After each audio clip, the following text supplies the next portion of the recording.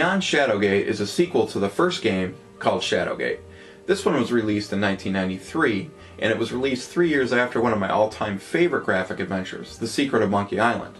The difference between this Shadowgate and the first one is the fact that you control your character around in a third-person view versus a static first-person view with very limited animations.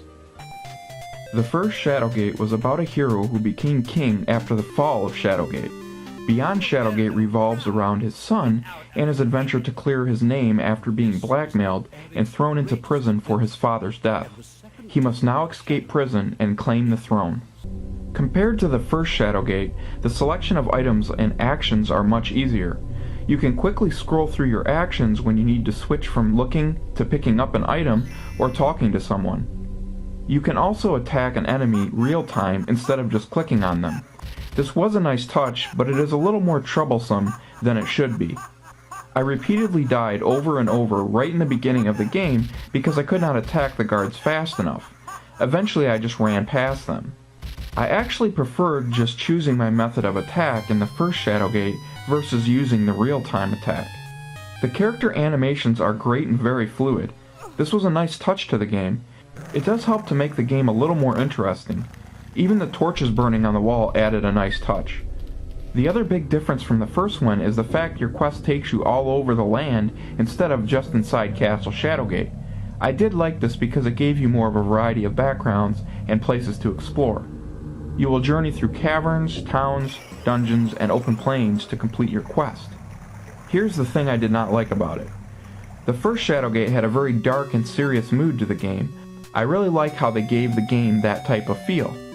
In this Shadowgate, they took the dark feel but toned it down and added humor to it. In my opinion, it completely ruined the game. Some people might enjoy this, but I like the serious Shadowgate environment from the first one. In the beginning, when you are trying to escape the dungeon, you have been locked away and you stumble across some old dude with a paddle ball. Then when you jump down in a hole in one of the cells, you come across a plant that looks like it's from the movie Little Shop of Horrors. I really didn't enjoy these humorous elements they added, but what topped it all was the steam pipe. To advance farther in the game at this point, you must take a bag you have collected and use it with the steam pipe so you can float up to the top ledge. At that point, I lost all interest in the game.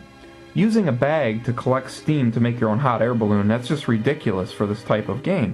I mean, come on, it's Shadowgate. Wizards, warlocks, wraiths, dark castle hallways, and secrets. That's what Shadowgate is.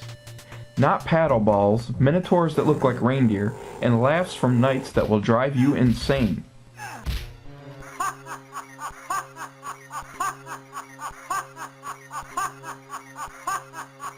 Now, as I said before, you may enjoy this touch they added, but it's just not for me. I'm not here to bash the game, but its style does not work for me on this sequel at all.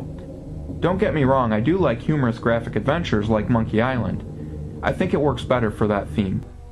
If you don't mind that this sequel's taken a big turn and they've added humorous elements to it, then you might not mind Beyond Shadowgate. Go check it out.